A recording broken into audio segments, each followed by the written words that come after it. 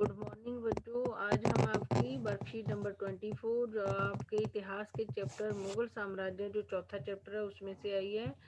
पहले इसमें पढ़ते हैं। निम्नलिखित संकेतों के आधार पर मुगल बादशाह की पहचान कीजिए। 13 वर्ष की आयु में बादशाह कौन सा मुगल बादशाह 13 साल की उम्र में वो बना था बादशाह, और किसने सुलह कुल की नीति की स्थापना की थी, और किस किस मुगल बादशाह के संरक्षक संरक्षक कौन थे? बैरम खान। तो बच्चों ये है अकबर।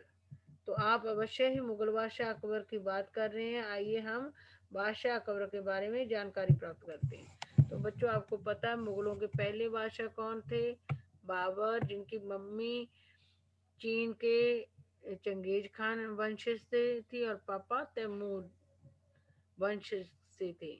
बाबर पहले मुगल बादशाह हुए हैं और उनका बेटा कौन था? हमायूं सेकंड बादशाह हुए हैं, उनका बेटा था हमायूं। ठीक है।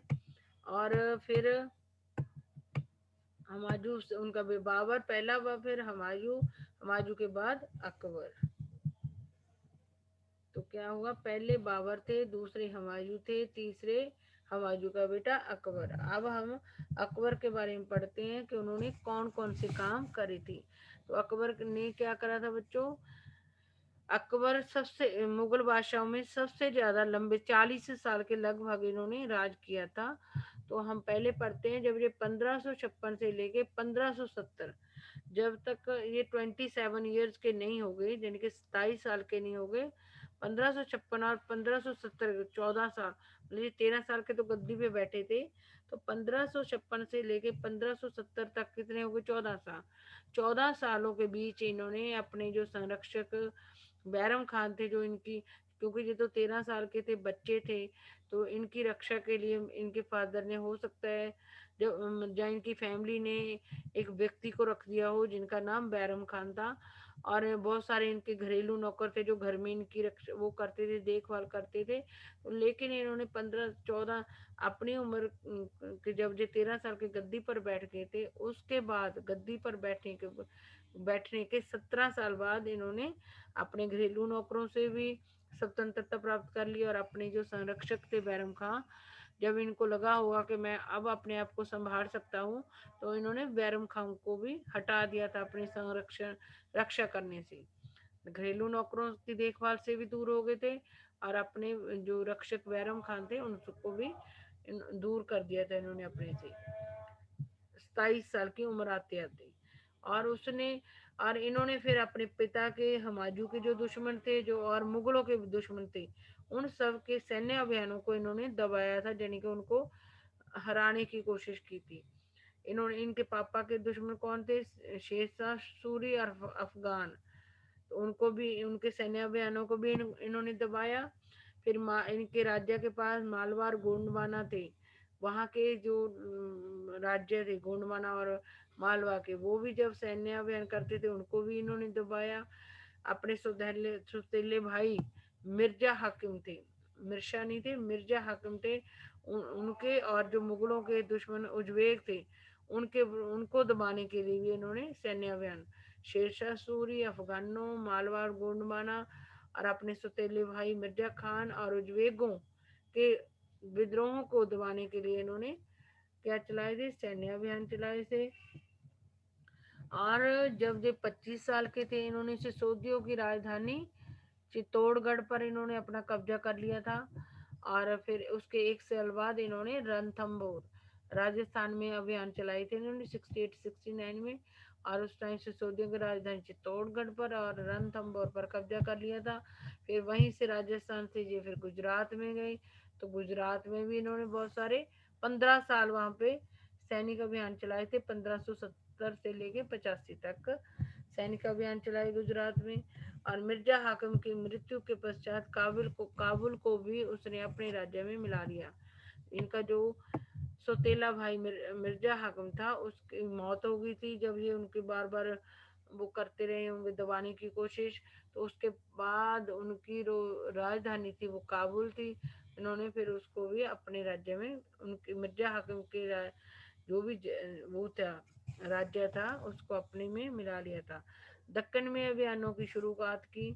फिर उन्होंने नीचे दक्कन में, हमारे दक्षिण भारत में अभियानों की शुरुआत की। बरार, खानादेश और अहमदनगर के कुछ हिस्सों को भी राज्य में मिला लिया। पहले इन्होंने राजस्थान में चित्तौड़ और रणथंभौर, गुजरात पर भी 15 साल हमले किए। फिर उन्हें मिर्जा हाकिम के राज्य को भी, जो इसका सौतेला भाई था उसका भी जो राज्य था उसको भी मिला लिया। दक्कन पर में भी अभियान शुरू करे। बरार, खानादेश और अहमदनगर के कुछ हिस्सों पर भी इसने अपना राज्य कब्जा कर लिया था, जहाँ राज्य में मिला लिया था। बरार, खानादेश और अहमदनगर, और अपने सौतेले भाई हाकिम मिर्जा हाकिम की जो भी राज्य था उसको इन्होंने अपने राज्य में मिला लिया था। सफाविदों को हराकर कंधार पर कब्जा किया गया और कश्मीर को भी जोड़ दिया गया। इन्होंने कंधार जगह है वहां पर भी सफाविद लोग का वो करते थे, उनको भी हरा दिया। और कश्मीर में इन्होंने कश्मीर को भी कोई राजा होगा उसको हरा के भी कश्मीर और कंधार को भी अपने राज्य में मिला लिया था अकबर ने। और 1585 से 1605 के समय अकबर के साम्राज्य का विस्तार हुआ। इसका जो राज्य था वो कब बढ़ा, 1585 से लेके 1605 तक इनका राज्य का विस्तार हुआ। उत्तर पश्चिम में भी इन्होंने अभियान चलाए। आगे हम पढ़ते हैं अकबर की प्रशासनिक नीति क्या थी।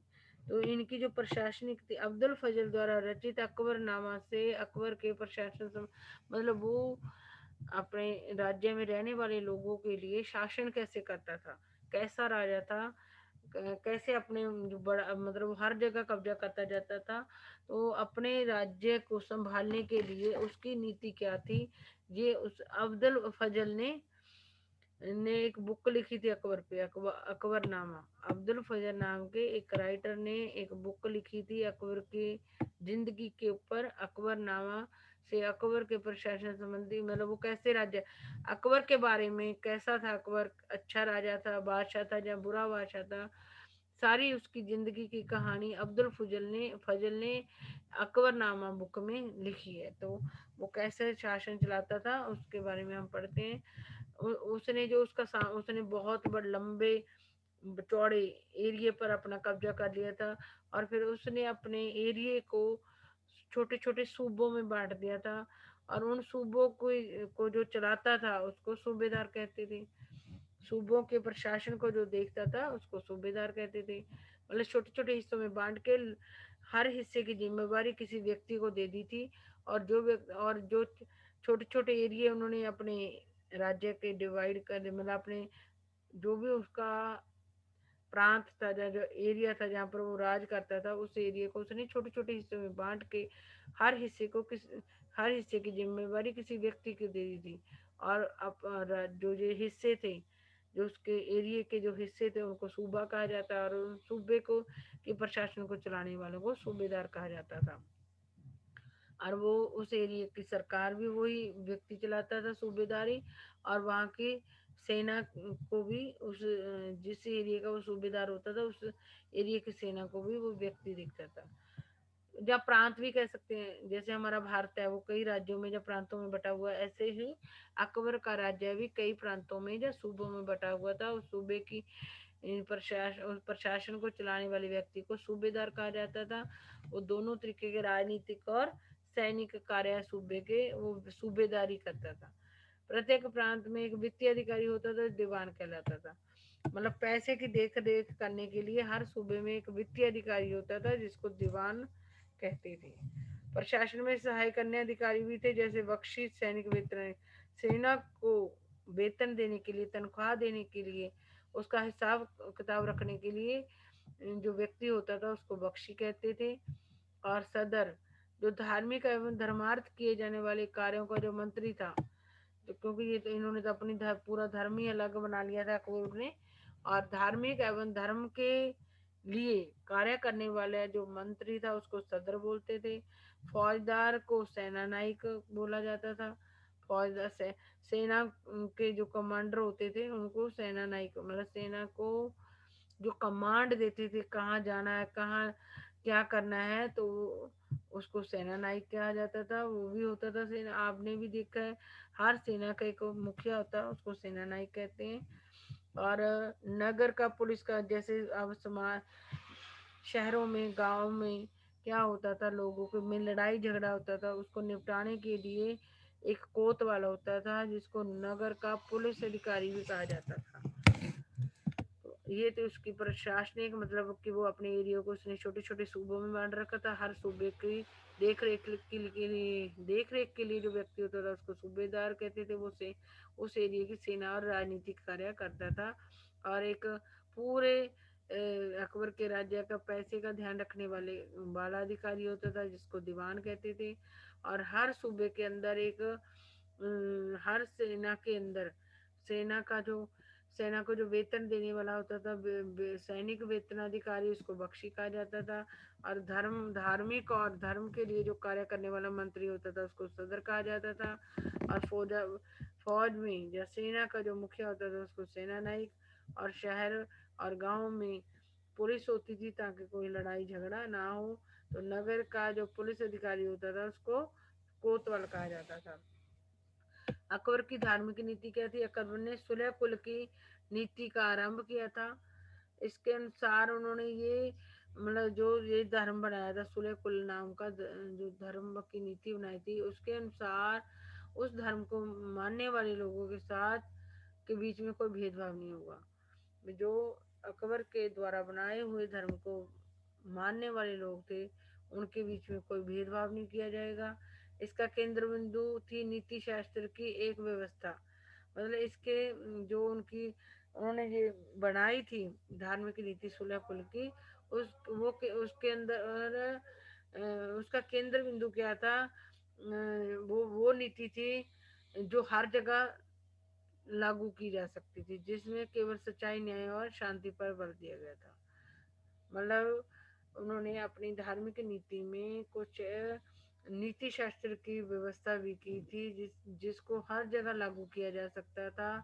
वो चाहते थे कि हर जगह मतलब सच्चाई पर चले लोग, और लोगों को न्याय मिले और शांति रहे। उन्होंने ऐसी व्यवस्था भी की थी धर्म की नीति में कि सभी जगह लोग, सभी धर्मों के लोग, मतलब उन्होंने जो जो सुलह कुल की नीति है इसके अंदर जो उनकी धर्म की नीति है, उन्होंने सोचा था कि हर धर्म के अंदर कुछ अच्छी बातें भी होती हैं। उन्होंने हर धर्म की जो अच्छी बातें थी अपनी धार्मिक नीति में मिला ली।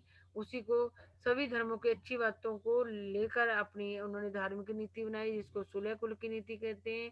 और वो इस सुलह कुल की नीति के अनुसार वो क्या कहते थे कि सहनशीलता का गुण होना चाहिए कि इस धर्म के अनुसार इस धर्म को मानने वाले किसी भी व्यक्ति के साथ भेदभाव नहीं किया जाएगा। नंबर 2, इसमें इन्होंने का केंद्र बिंदु रखा था कि हर जगह जो लोग हैं, लोग भी और राजा भी सच्चाई के रास्ते पर चलेंगे, सबको न्याय मिलेगा उनके राज्य में।